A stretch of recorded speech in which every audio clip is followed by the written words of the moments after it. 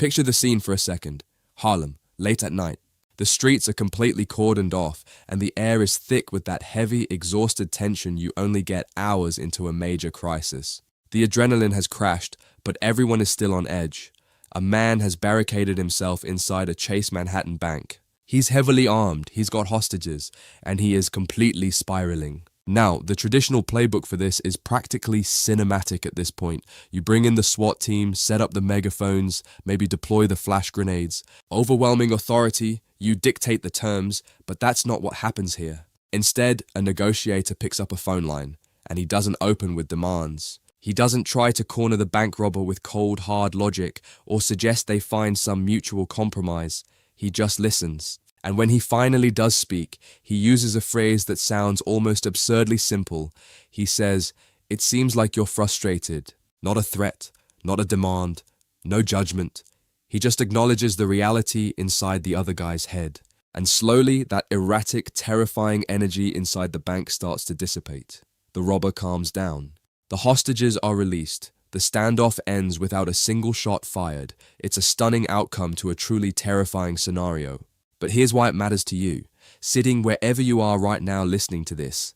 The mechanics of why that standoff ended peacefully, they apply directly to your everyday life. Because that same conversational move works just as effectively when you walk into your boss's office to ask for a raise, when you're sitting across from a car salesman trying to squeeze you for an undercoating fee, when you're locked in one of those circular arguments with your partner over who does the dishes. The underlying mechanism is identical, and it all comes down to one fundamental, unavoidable truth about human neurology. Every negotiation, every high-stakes conversation runs on emotion first and logic second, always. That negotiator was Chris Voss.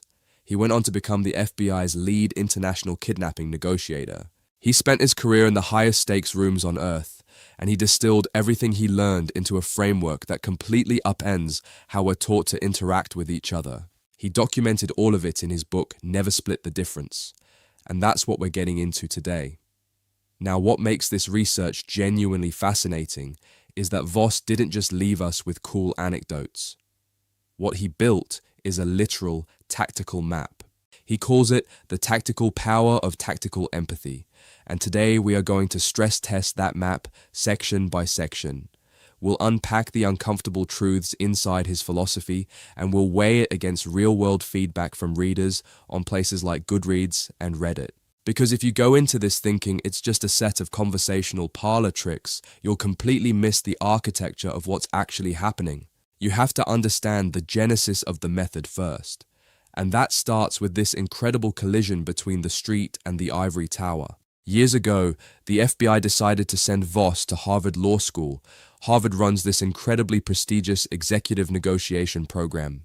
The FBI's thinking was essentially, let's see if our street-level hostage guys can learn high-level game theory from the brightest business minds in the world. The culture clash is immediate. Voss walks into a room to run a mock kidnapping scenario with the absolute heavyweights of the academic world. Robert Mnookin, who literally authored the textbook on negotiating with the devil, and Gabriella Blum, a formidable negotiator for the Israeli National Security Council. These are people who map out human conflict on whiteboards using advanced mathematics.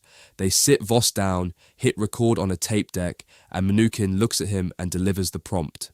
"We've got your son Voss, give us $1 million or he dies." The academic expectation is that Voss deploys some complex countermeasure, an aggressive anchor, a sophisticated deflection technique, something to reframe the bargaining zone. Instead, Voss just stares at him, takes a long, slow breath, gives a slight smile, and says, "How am I supposed to do that?" It completely derails Mnookin. The professor tries to reassert dominance, leans in and snarls, "Come on, get me the money or I cut your son's throat." And Voss, totally unbothered, replies, "I'm sorry, Robert. How do I know he's even alive? How can I get you $1 million if I don't even know he's alive?" He just refuses to play the game on their board. He keeps dropping that same question, how am I supposed to do that? And despite decades of academic theory and Ivy League credentials, Voss flusters them completely. And it didn't stop there. Over the next few days, he uses that same approach to destroy the budgets of Harvard's top students in mock business negotiations. There's a moment in the research where a student audibly gasps when she realizes how much money Voss managed to extract from a counterpart who was supposed to be holding funds in reserve. That gasp is basically the sound of an entire academic paradigm cracking in real time, because at that point, the gold standard in academia, and even within the FBI itself, was the framework from the famous book Getting to Yes, built on 4 rational pillars. Separate the person from the problem, focus on interests rather than positions, generate win-win options, use objective standards to evaluate solutions.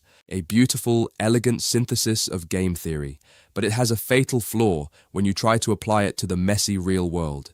It assumes humans are rational actors at the negotiation table. Academia was assuming that people negotiate using what psychology calls System 2 thinking, the calculating, slow, deliberate, logical part of the brain. But a kidnapper with a gun to a hostage's head is not running a cost-benefit analysis in his mind, and honestly, neither is a CEO who feels disrespected in a boardroom, or a spouse who feels unheard in a marriage. Voss realized that in high-stress situations, human beings operate almost entirely on System 1 thinking, the fast, intuitive, emotional, fear-driven part of the brain. Academia was building strategies for a perfectly rational world. Voss was living in a world governed by panic and ego. And here's the critical insight. Voss didn't beat those Harvard students by outsmarting them or being louder or more aggressive. He hijacked their cognitive processing with a single question. When he asked, "How am I supposed to do that?" he wasn't genuinely asking for a logical breakdown of wire transfer methods. He was targeting their emotional brain. He was triggering a feeling of constraint and forcing his counterpart's logical brain to rationalize a way to help him. He essentially outsourced his problem to their own cognitive machinery, which brings us to the core reframe of this entire philosophy. If traditional negotiation is like playing a rational game of chess against a computer, Voss's method is much more like trying to calm a startled animal in the wild. The rules are completely different, and the very title of his book, Never Split the Difference, is a direct attack on the most sacred idea in traditional negotiation, the compromise. We're taught from childhood that the win-win is the ultimate goal. You want to sell a car for $10,000. I want to buy it for $8,000. So we shake hands at $9,000. We meet in the middle. We split the difference. But Voss argues that compromise is lazy, it leaves immense value on the table, and it usually results in 2 people who are secretly dissatisfied with the outcome. One of the reader reviews we pulled for this research illustrates this perfectly, using the biblical story of King Solomon. 2 women are fighting over who is the true mother of a baby. If you apply traditional compromise, if you literally split the difference, you cut the baby in half. Both sides get an equal share, but the outcome is a catastrophic failure. The baby is dead, nobody wins. Compromise often just means wearing one black shoe and one brown shoe to satisfy 2 conflicting pieces of advice. So if we strip away the traditional view of bargaining as a mathematical exercise of finding overlapping numbers, we reveal the true goal of Voss's framework. You are not negotiating in the traditional sense. You're engaged in a psychological investigation. You're hunting for information. You're trying to uncover the hidden fears, the invisible constraints, and the unstated desires of the person across from you. Your goal is to shape their reality until they arrive at the conclusion you want, but they believe it was their own idea. It's about coaxing, not overcoming, and that shift, from battling over numbers to investigating someone's psychological reality, that is the foundation for the entire toolkit we're about to unpack. The first tool is all about the physical delivery of your words, not what you say, how you sound. Voss calls it active listening, but the real weapon inside it is what he calls the late-night FM DJ voice. Let's go back to that 1993 Harlem bank robbery. The ringleader, Chris Watts, has been stalling police for 5 hours, throwing up smoke screens, demanding getaway vans, hanging up the phone. The situation is degrading fast. Finally, Voss is instructed to take over the negotiation line, and he doesn't announce a massive change in strategy. He just gets on the phone, uses this deep, soft, slow, reassuring tone, and tells the bank robber with a distinct downward inflection, Joe's gone. You're talking to me now. Now, when most people prep for a difficult conversation, they obsess over the script, they practice the exact words. But the how is the most immediate mode of influence. You can reach into another human being's brain and flip a neurochemical switch from nervous to calm purely through vocal delivery. The late-night FM DJ voice isn't just an aesthetic choice. It triggers a physiological calming response. When you speak slowly, smoothly, and end your sentences with a downward inflection, it signals control and safety. It bypasses logical filters and tells the other person's brain, I'm okay, you're okay, there is no threat here. Because if Voss had used an upward questioning inflection, Joe's gone, you're talking to me now, it would have completely changed the reality of that room. That slight shift in tone signals uncertainty, and uncertainty is contagious. And that upward inflection is exactly what most of us do when we're nervous or trying to be accommodating. We raise our pitch at the end of a sentence, turning a statement into a plea for approval. The DJ voice does the opposite. It establishes an unshakable calm authority. It sets the baseline reality. And once that reality is established, Voss deploys a technique the FBI refers to as isopraxism, though most people just call it mirroring. It really is the Jedi mind trick of the hostage negotiation world, and it involves simply repeating the last 1 to 3 critical words of what someone just said. Back in the bank, the robber Chris Watts is ranting and blurts out that the police chased his getaway driver away. Voss doesn't argue, he just uses that DJ voice and mirrors him. He says, "We chased your driver away." And immediately Watts starts vomiting information. He starts elaborating on his accomplices, his fears, his entire situation. It's almost involuntary. The mechanism behind mirroring taps into our evolutionary biology. We are wired to fear what is different and to be drawn to what is similar. In the animal kingdom, mimicry is a survival tool. So by mirroring someone's words, you're signaling to their unconscious brain that you belong to the same tribe. There's actually a fascinating study in the research by psychologist Richard Wiseman that proves this works far beyond hostage situations. He ran an experiment with waiters in a restaurant.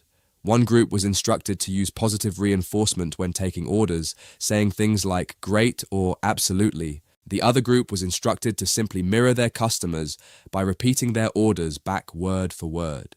The waiters who mirrored got 70% higher tips, 70%, compared to the ones using positive reinforcement.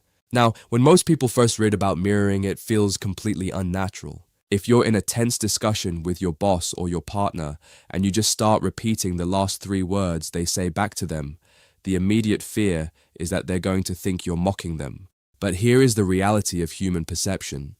When you mirror someone, especially with a calm, inquisitive tone, it does not register as mockery. It bypasses their logical scrutiny entirely.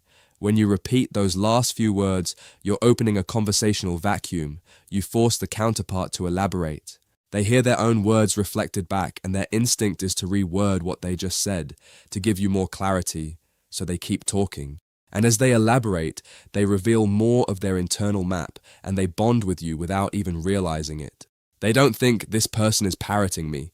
They think, wow, this person is hanging on my every word and genuinely trying to understand me. But mirroring does have a limitation. Because if a bank robber is screaming about how the police are trying to kill him, just repeating, trying to kill you over and over isn't going to diffuse the underlying anger. It gets information out of people, but it doesn't neutralize the negative emotion underneath. Which brings us to the next tool in the kit, tactical empathy and labeling. And empathy in this context is not about agreeing with the other person. It's certainly not about feeling sorry for them. Tactical empathy is the deliberate, calculated process of recognizing the perspective of your counterpart and then vocalizing that recognition out loud. Here's how this plays out in the extreme. It's 1998, another standoff in Harlem. 3 heavily armed fugitives are barricaded inside a 27th floor apartment. Voss and his SWAT team are stacked up in a sweltering, narrow hallway. They don't have a phone line into the apartment, so they're forced to negotiate straight through a solid door. For 6 grueling hours, Voss doesn't issue a single demand. He doesn't threaten to ram the door. He just leans against the wall, uses that late-night FMDJ voice, and starts labeling the fears of the men inside. He says, "It looks like you don't want to come out. It seems like you worry that if you open the door, we'll come in with guns blazing. It looks like you don't want to go back to jail. He does this for 6 straight hours. Finally, the door slowly opens, the weapons go down, the men surrender. And here's the kicker. When Voss asked them afterward why they finally gave up, they didn't say it was because they feared the SWAT team. They said, "You calmed us down. We finally believed you wouldn't go away, so we just came out." They surrendered because the act of being perfectly understood deactivated their panic. That is the power of labeling. You spot a negative feeling, you turn it into words, and you respectfully bring it out into the open. Observing a negative emotion out loud diffuses its power. It takes the sting out of it. But the phrasing of a label follows a strict formula. You must always start with phrases like, "it seems like," "it sounds like," or "it looks like." Notice what is conspicuously missing from those phrases.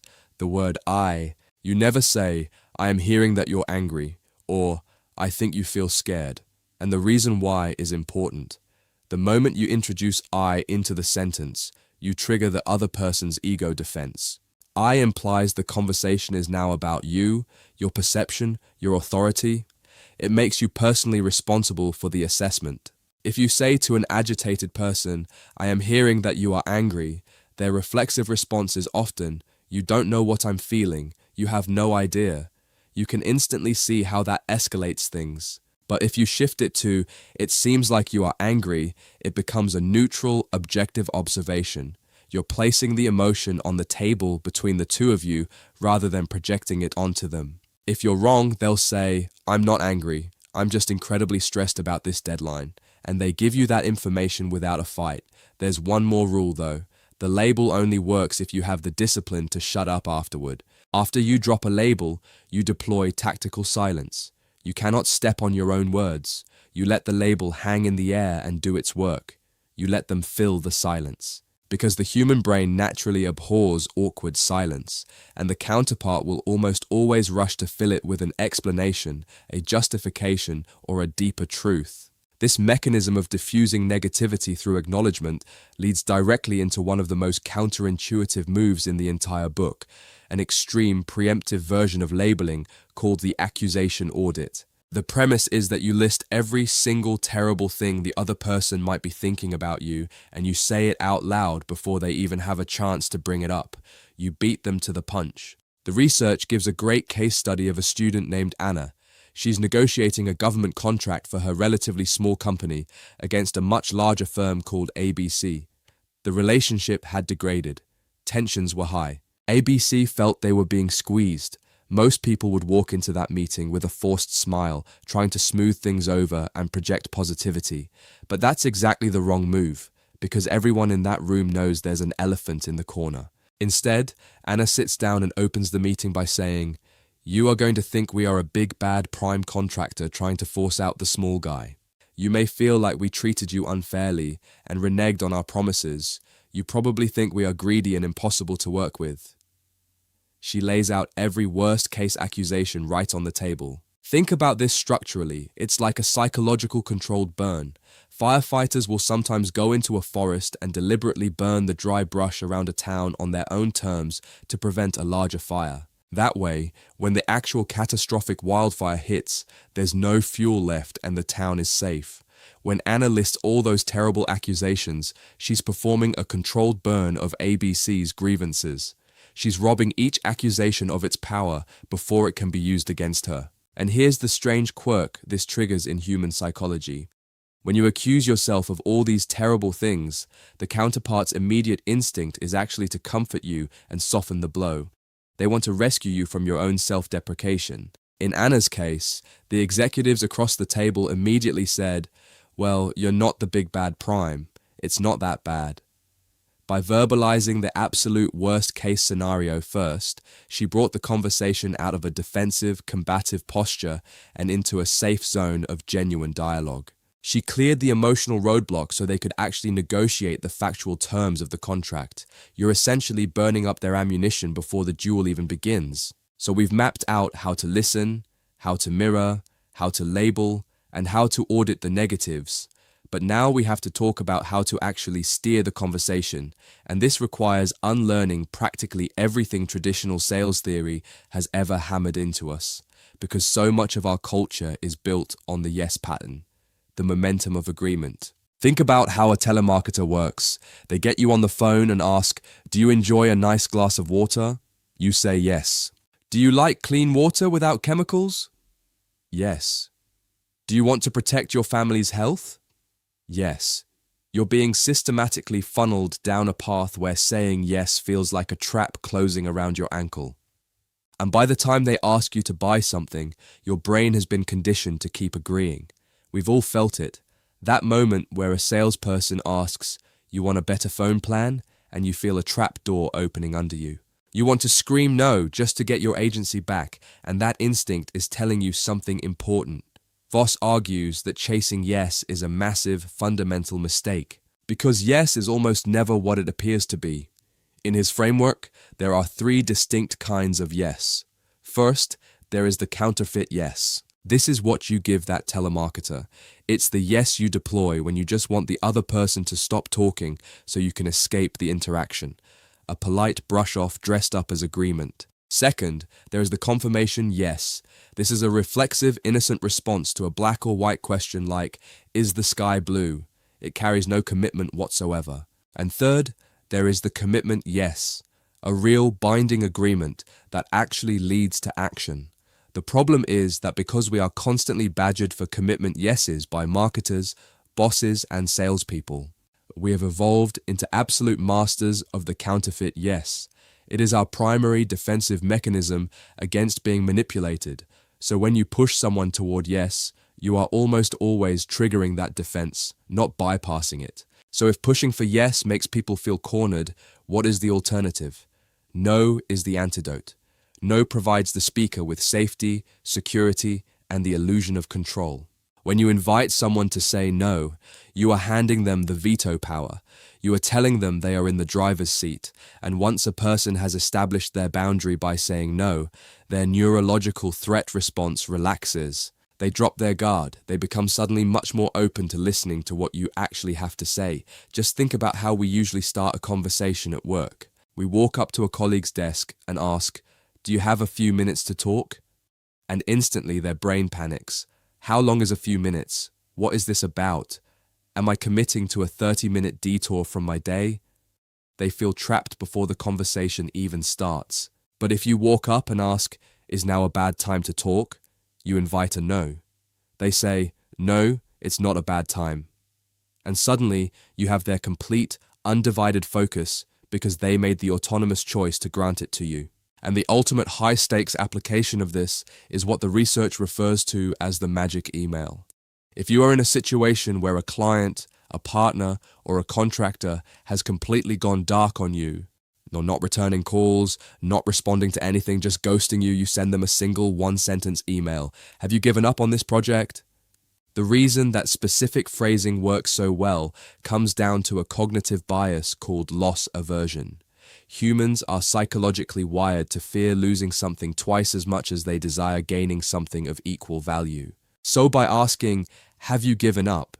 you are subtly signaling that you are about to walk away and close the door on your own terms. To prevent that loss from happening without their permission, their natural inclination is to reply with a no. They will almost always respond instantly. "No, we haven't given up. We've just been swamped with an audit." You trigger their deepest need to define their position by giving them a safe, easy no to grab onto. Now, eventually we do need to reach an actual agreement, but Voss warns that even then, we still should not be aiming for the word yes.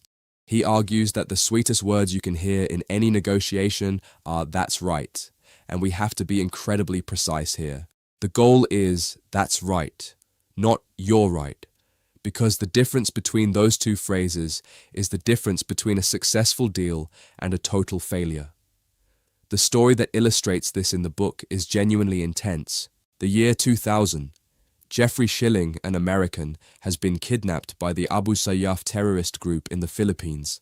The group's leader, Sabaya, is demanding $10 million for what he calls war damages. Not even a standard ransom, a political grievance. For months, the FBI is at a total deadlock. The negotiator on the ground, a man named Benji, is getting absolutely nowhere trying to logic Sabaya out of his demand.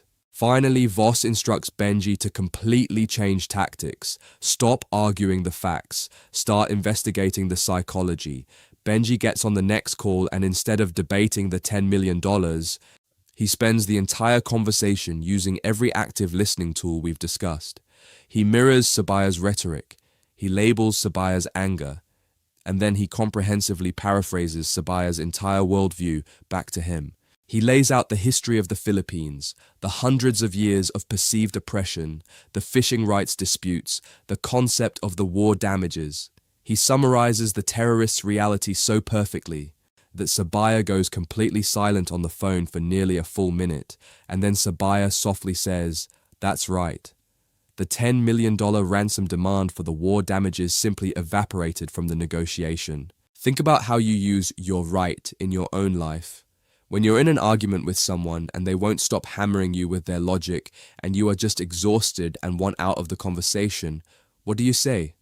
"Okay, you're right." It is the ultimate polite brush-off. It translates to, "I concede the point so you will stop talking, but I have not changed my mind and I am not going to change my behavior." It is a counterfeit agreement designed to end the pain of the interaction. "That's right" is entirely different. When someone says, "That's right," it means they have experienced a subtle epiphany. They feel they have assessed your summary of their world and pronounced it correct of their own free will. You haven't forced your logic down their throat. You have reflected their reality back to them so flawlessly that they own the conclusion. They have internalized it as their own thought. And once you hit "that's right," the neurological barriers drop completely. An actual collaborative problem solving can finally begin. So how do we initiate that problem solving without dictating the solution?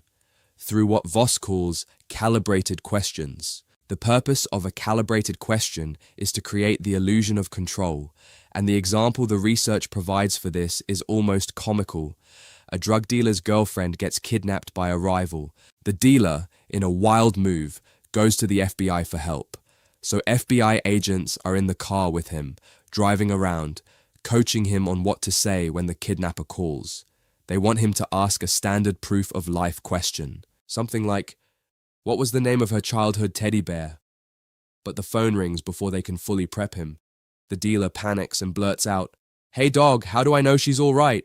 There is a pause on the line, and then the kidnapper voluntarily offers to put the victim on the phone.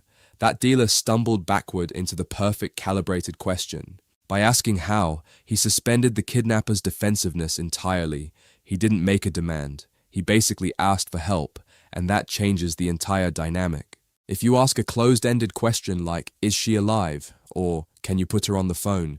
you are creating a direct confrontation. You are forcing a yes or no answer, which invites resistance. They can just say no and the conversation is over. But when you ask, "How do I know she's all right?" you are taking your problem and dropping it squarely in their lap. You force the counterpart to use their own mental energy to solve your problem for you. Calibrated questions systematically avoid verbs that can be answered with a simple yes or no. Words like can, is, are, or do. Instead, they rely heavily on how and what. How am I supposed to do that? What are we trying to accomplish here? How can we solve this problem? They give your counterpart the feeling that they are steering the ship. But you are the one who built the track and framed the entire reality of the conversation. Now let's take a breath and look at what we've built so far. The neurochemical hack of the DJ voice, the biological tribalism of mirroring, the emotional diffusion of labeling and the accusation audit, the safety of no, the epiphany of "that's right," and the illusion of control through calibrated questions. It honestly sounds like a psychological superpower, and it is. But here is where we need to address the elephant in the room. After going through the reader reviews on Reddit and Goodreads, there is a very vocal, very uncomfortable truth that a significant portion of readers raise. The ethical implications of weaponizing human psychology. Several readers mentioned feeling physically sick while reading the book. They bluntly called it a manual for sociopaths to perfect their manipulation tactics, and that is a heavy accusation worth sitting with. They argue that techniques like mirroring someone just to build false mechanical rapport or using an accusation audit to deliberately disarm someone's valid grievances are inherently deceptive. And one incredibly astute reviewer pointed out something even deeper, that Voss's success with these tactics might also rely heavily on a societal structure that automatically defers to aggressive white men. The argument being that the world already accommodates him, making it much easier for his labels to land as profound and calming rather than being perceived as patronizing or condescending, which might happen if a marginalized person used the exact same technique in the exact same room. These are not fringe opinions, they deserve rigorous thought. So let's grapple with the core ethical question directly. If empathy is being used merely as a tactical tool to extract concessions rather than stemming from a genuine feeling of human connection, isn't that the very definition of manipulation? Here is the counter-argument. Let's take a look. Voss explicitly calls it tactical empathy. He is acknowledging the human psyche as it actually operates, flawed, emotional, heavily irrational, and desperate for validation. The critics are right to point out that this framework separates the feeling of empathy from the action of empathy. But we have to ask ourselves whether it is inherently manipulative to speak to someone in the psychological language their brain naturally processes. Think about it this way. If you know someone only speaks French and you spend months learning French specifically so you can communicate with them and ask for a favor, are you manipulating them? Or are you just striving to be an effective communicator? The defense of Voss's method rests on the premise that knowing how to influence human behavior doesn't inherently mean you are exploiting that human. Voss forged these skills in hostage negotiations. He used them to save lives, to literally prevent human beings from being murdered. And when you transpose these tools into the business world or personal relationships, the strongest defense is this. These techniques actually force a level of genuine deep listening that is incredibly rare in modern life. You cannot successfully mirror someone. You cannot accurately label their hidden fears. And you certainly cannot summarize their worldview well enough to get a "that's right" if you are not paying intense, undivided attention to them. You cannot fake it. You really can't. You have to completely shut off your own ego. You have to stop formulating your next counter-argument. Even if your ultimate goal is to secure a concession, the process itself requires you to give that person a profound level of understanding and validation. And in a world where genuine attention has become increasingly rare, giving someone your complete focus might actually be the highest form of respect you can offer. So let's look at how this deep tactical attention plays out in real-world applications, and let's start with the one that causes practically everyone immense anxiety: salary negotiation. There is a story in the research about a student named Angel. Angel wants a raise, but his boss is incredibly stressed because the company is navigating brutal negotiations with investors. Traditional advice would tell Angel to walk in with confidence, present a spreadsheet of his accomplishments, and argue his worth. But that is the fastest way to trigger his boss's ego defense. If you argue your worth, you are demanding that the other person concede they have been undervaluing you, and nobody likes to do that. Instead, Angel uses tactical empathy. He walks in and immediately labels his boss's stress. He acknowledges the immense pressure of the investor negotiations. He audits the negatives by validating the difficult timing of his own request. He does the controlled burn first.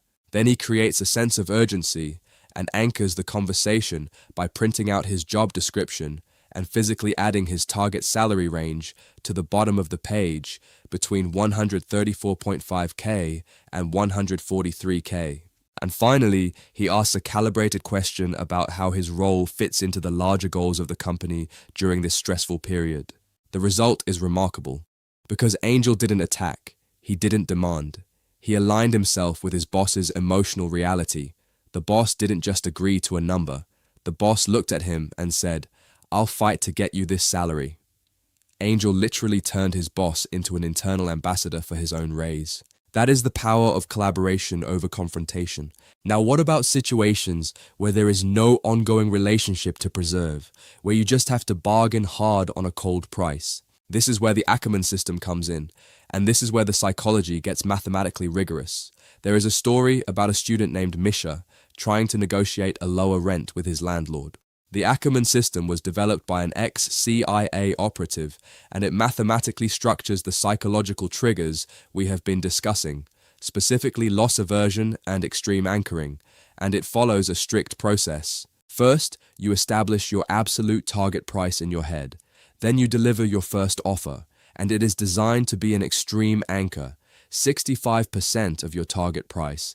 If you want to pay $1,000 for rent, your first offer is $650. That feels incredibly dangerous. It feels like you are going to insult the landlord and they will walk away entirely, which is exactly why the Ackerman system relies heavily on the emotional padding of the toolkit. You don't just throw that 65% number out there cold. You wrap it in empathy, labels, and calibrated questions. Something like, how am I supposed to pay more when the market is dropping, to absorb the shock of that extreme anchor. Then the magic of the system kicks in. After that initial 65% offer, you calculate 3 specific decreasing increments for your subsequent counter offers. You go to 85% of your target, then 95%, and finally 100%. The psychological purpose of those specific decreasing increments is this. It simulates the physical sensation of squeezing a sponge dry. If you increase your offer by the same amount every time, the counterpart thinks you have an infinite well of money. But when your concessions get smaller and smaller, jumping 20%, then 10%, then 5%, you convince them that they are bleeding you dry. They feel an immense sense of victory because they believe they have pushed you to your absolute limit. And there is one vital detail about the numbers themselves. You never use round numbers. Misha didn't tell his landlord his absolute limit was $1,800. He said his limit was exactly $1,829. A round number sounds like a guess. It sounds like a placeholder that can easily be nudged higher. But a hyper-specific odd number like 1,829 sounds like the result of a rigorous, agonizing calculation. It feels completely immovable. And the final step of the Ackerman system is to throw in a non-monetary item that they probably don't even want. Offer to mow the lawn, fix a cabinet, something small, to truly prove that your pockets are completely empty and you are tapped out of cash. Misha used this system flawlessly, combining the math with labels and no-oriented questions, and he successfully negotiated a significant rent decrease at a time when the landlord had initially wanted to raise his rent. But getting the landlord to say yes, or getting anyone to agree to a deal, is really only half the battle. You also have to guarantee the execution, because a yes is completely worthless without a how. If they agree to the terms but don't follow through on the implementation, you still lose. This brings us to the crucial skill of identifying the real decision makers, and Voss calls it watching for the Pinocchio effect. When someone is lying or bluffing about their authority, their language actually changes. You have to listen carefully to the pronouns your counterpart uses. If they are constantly using first-person pronouns, saying I, me, and my, it is highly likely they are projecting power they don't actually possess. They are feeding their own ego, but they are not the real decision maker. Conversely, if it is incredibly difficult to get a first-person pronoun out of them, if they constantly deflect by saying we, they, or the committee will review it, they are very likely the real decision maker trying to keep their options open by deferring to an unseen authority. So how do you lock in a real agreement once you have found the actual decision maker? Voss calls it the rule of 3. You get them to agree to the exact same thing 3 separate times in a single conversation. The first time is the initial agreement. They say yes. The second time, you don't awkwardly ask them again. You summarize their agreement and the reasons behind it using your active listening skills until you get them to say, that's right, that is too. And for the third time, you ask a calibrated how question about the implementation. How will we know we're on track in 3 weeks? Or what do we do if we hit an unexpected roadblock? You force them to visualize and explain the implementation in their own words. If they pass the rule of 3 without flinching or getting defensive, you have a solid executable deal, not a counterfeit yes, a real one. So let's bring this all together. We have traveled from the sweltering hallways of a Harlem bank standoff to the elite boardrooms of Harvard Law. We have decoded how to secure a salary bump. We have walked through the mathematical precision of the Ackerman system. And we have sat with the genuine ethical weight of what tactical empathy actually means. Chris Voss survived the highest stakes rooms on Earth, but he didn't do it by being the toughest guy in the room. He didn't do it by projecting overwhelming force or having the most airtight logical arguments. He did it by being the most radical, observant listener in the room. And that is the ultimate enduring takeaway of this book. It masquerades as a tactical negotiation manual, a list of tricks to get your way, but at its fundamental core, it is a demanding guide to paying deep, radical attention to other human beings. It forces you to step entirely outside your own ego, to stop preparing your next brilliant argument, and to truly inhabit the messy, irrational, emotional reality of the person sitting across from you. And that brings me to one final thought to leave you with before we wrap up. We have spent this entire episode analyzing how these tools work when one trained person uses them on an unsuspecting counterpart. But imagine this. What happens when two people who have both completely mastered these techniques sit down across from each other to negotiate? Does the conversation devolve into an endless paralyzed loop of mirroring each other and deflecting with calibrated, "how am I supposed to do that?" questions? Or does the mutual mastery actually strip away all the posturing, all the ego, and all the counterfeit yeses and force a level of radical, naked, authentic honesty that we rarely ever get to experience in human interaction? That is something worth thinking about the next time you find yourself preparing for a high-stakes conversation. Welcome back, by the way. Really glad you're here. Keep listening, keep paying attention, and we will see you in the next one.